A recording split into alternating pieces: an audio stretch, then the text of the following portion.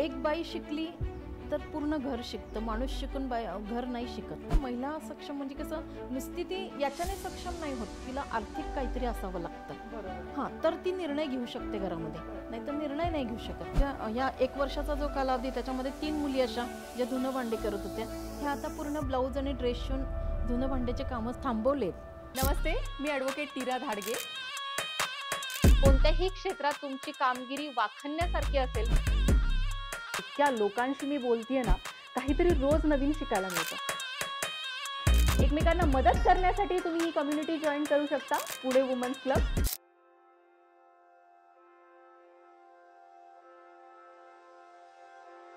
नमस्कार, मी ॲडव्होकेट नीरा धाडगे तुमचे सहर्ष स्वागत करते पॉडकास्ट विथ नीरामध्ये. आज आपल्याबरोबर आहेत मेघा पाटील मॅडम, ज्या क्लिनिकल सायकोलॉजिस्ट आहेत. त्यांचं उत्कर्ष फाउंडेशनकडून ते आलेले आहेत. गेले 18 वर्ष त्या हे काम करतात. त्यांच्या कामाचं स्वरूप सांगायचं म्हटलं तर त्या कौटुंबिक समस्या, मानसिक ताणतणाव, नैराश्य, विवाहपूर्ण आणि विवाह पश्चात सामुपदेशन, लहान मुलांच्या समस्यांचे निराकरण करणे आणि मानसशास्त्रीय चाचण्या, लहान मुलांकडून अभ्यासाच्या बाबतीत जर काही असतील, प्रॉब्लेम्स असतील तर त्याच्याविषयी आणि करिअर विषयीचं मार्गदर्शन त्या करतात. आपण त्यांच्याबद्दल अजून जाणून घेऊयात. नमस्ते मॅडम. नमस्ते. तुमच्या फाउंडेशनबद्दल आणि तुमच्या स्वतःबद्दल थोडं सांगाल? मी मेघा पाटील आणि माझं शिक्षण हे जळगावला झालं BA पर्यंत सायकोलॉजी घेऊन. मग जळगावला सायकोलॉजी नव्हतं. ओके. म्हणून मग पुन्हा पॉलिटिक्समध्ये MA केलं. ओके. आणि लग्न झाल्यानंतर मग पुण्याला आल्यावर SNDT मधून क्लिनिकल सायकोलॉजी केलं.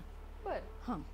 आणि त्या काळामध्ये म्हणजे जेव्हा मी याच्या 99 वगैरे, तेव्हा एवढं सायकोलॉजीला खूप डिमांड नव्हतं किंवा लोकांमध्ये अवेअरनेस नव्हता.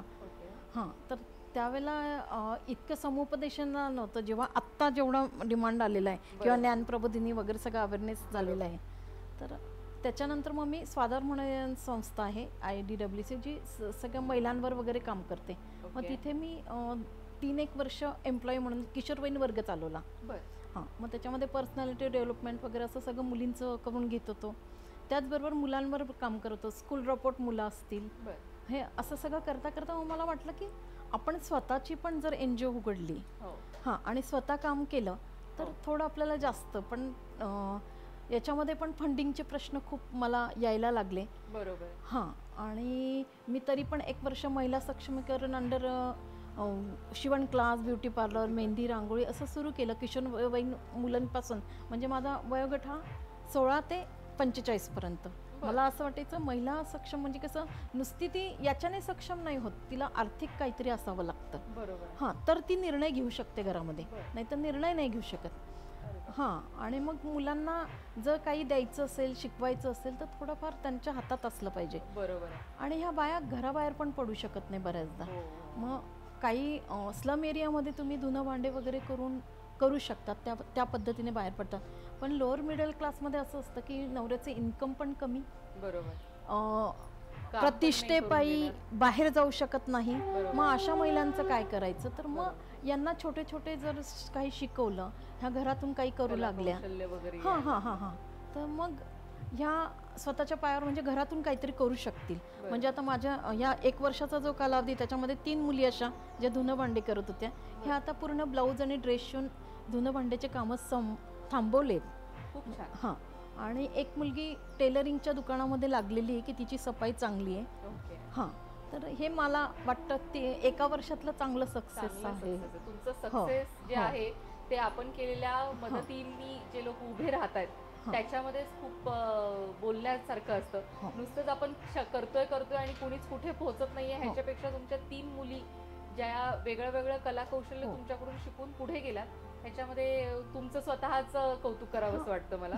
कौतुक असं नाही, पण याच्यातून आउटपुट हेच असतं की याच्यातून निघाले पाहिजे व त्याच याच्यात मग आई करते, मुलगी करते, पुन्हा ते सगळे तेच काम नको करायला. किंवा एक बाई शिकली तर पूर्ण घर शिकतं, माणूस शिकून घर नाही शिकत. बरोबर आहे. हां, असं मला वाटतं, कारण ती पिढी घडवते पुढची.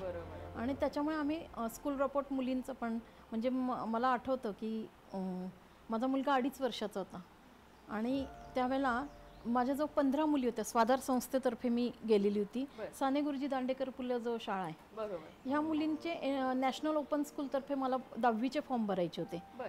मला रात्रीचे 2:30 वाजले.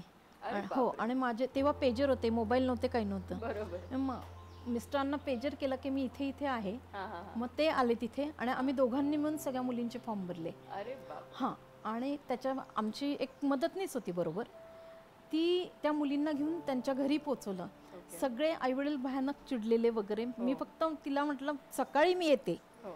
हां, तोपर्यंत सगळे त्यांना म्हटलं माझं बाळ इतकं छोटं, हो. त्याला मी घरी ठेवून आली फक्त तुमच्या मुलींसाठी. हो, हो. हां, आणि असं असताना तुम्ही फक्त आमच्यावर अटॅक करायचं की तुम्ही कसं का नेले आमच्या मुली असं. तर ह्या जर पायावर उभ्या राहायच्या असतील तर किमान 12वी शिकल्या पाहिजे. शिकल्या पाहिजे. हां, बरोबर. तर यांना लघुउद्योग, यांना कर्ज सगळं मिळू शकतं, नाहीतर बरोबर. मिळणार नाही ना काहीच. मग त्यानंतर जे क्रेज म्हणजे चांगली त्यांना माझ्याविषयी वाटायला लागलं हा, हा, हा. की खूप चांगला रिस्पेक्ट मिळाला. मला रिक्षाला सुद्धा पैसे लागायचे नाही तिथून. हो, हो, हो. इतकं चांगलं त्यांना कळलं की ह्या आपल्या मुलींसाठी काय करताय. बरोबर. आणि सगळ्या मुली 10वी झाल्या, हे विशेष आहे. मस्त. हो. नाही, कधी कधी आहे ना हे हा. म्हणजे पूर्ण काम सुरू करायच्या आधीची जी हा. मानसिकता चेंज करण्याचं जे काम असतं ना हो. तेच खूप अवघड असतं. आणि जोपर्यंत ते शिकत नाही की ह्याच्यातनं त्यांना फायदा काय होणार आहे, कधी कधी त्यांना फायदाच दिसत नाही की ह्यामध्ये आपण काय फायदा देतोय त्यांना, आणि तो फायदा त्यांना समजवून ते पुढचं काम करून घेणं ह्याच्यामध्येच खूप वेळ मी जातो. त्याच्यात त्यांनाही दोष देत नाही, कारण काय असतं, वस्ती पातळीवर वातावरण अत्यंत खराब असतं. बरोबर आहे. मुली हा खूप मोठी जबाबदारी असते. बरोबर. आई वडील कामाला जातात, हो. मग ही जबाबदारी म्हणून हे लोक ना लग्न करून मोकळे होणे, बरोबर. शिकवणे नाही. कारण लहान भावंडांना सांभाळायचं म्हणजे ह्या मुलीचं शिक्षण थांबणं, बरोबर आहे. असं हे होतं. म्हणून मग वाचवणे हां हां वगैरे वगैरे. सगळ्याच गोष्टी असतात. हो. किंवा याच्यातला एक खूप मोठा असा विदारक प्रसंग सांगेल जिथे मी खूप हतबल होती. हो. 14 वर्षाच्या मुलीला बाळ झालेलं होतं. अरे बापरे. हां, आणि मी खूप प्रयत्न करून पण ती लग्न थांबवू शकली नाही अरे. आणि काहीच करू शकली नाही. तिथे मी स्वतःला खूप अगतिक समजत होते. हम्म, हम्म, हम्म, हम्म. असं एक हे होतं. नाही, काही काही सिच्युएशन हातातच नसतात. खूप आपण पोचायचा प्रयत्न करतो किंवा खूप काही करायचा प्रयत्न करतो, पण कधी कधी नाहीच शक्य होत. 14च वर्षाची होती. हो, अरे बापरे. म्हणजे कुठलीच वाढ झालेली नाही आणि ती जन्म देते म्हटल्यावर बरोबर देते. नाही, त्याच साठी आपण सगळेजण हो, हो. उभे राहतोय. आणि गरज तुम्ही आहे. अजूनही 18 वर्ष झाले या कामामध्ये अजूनही हो, काम हो. करताय, कारण कुठे ना कुठेतरी आपण त्यांना मदत करायचा किंवा हो. एक हात देण्याचा प्रयत्न करत असतो. मी खूप छान. थोडं करेक्शन करेल. 18ला मी रजिस्टर केली माझी संस्था. रजिस्टर केली. हां, ओके. पण आणि काम स्वाधारमध्ये, स्वाधार म्हणून जी संस्था आहे बरं तिथून मी हे सगळं सोशल काम करत होती, व्हॉलंटियर काम करत होती सगळं बरं. त्यांच्या इथे. ओके. तिथे सभासद आहे मी. बरं. हां. तुमच्या क्षेत्रातलं जे तुमचं काम आहे हं. ते आम्ही आतापर्यंत जाणून घेतलंच.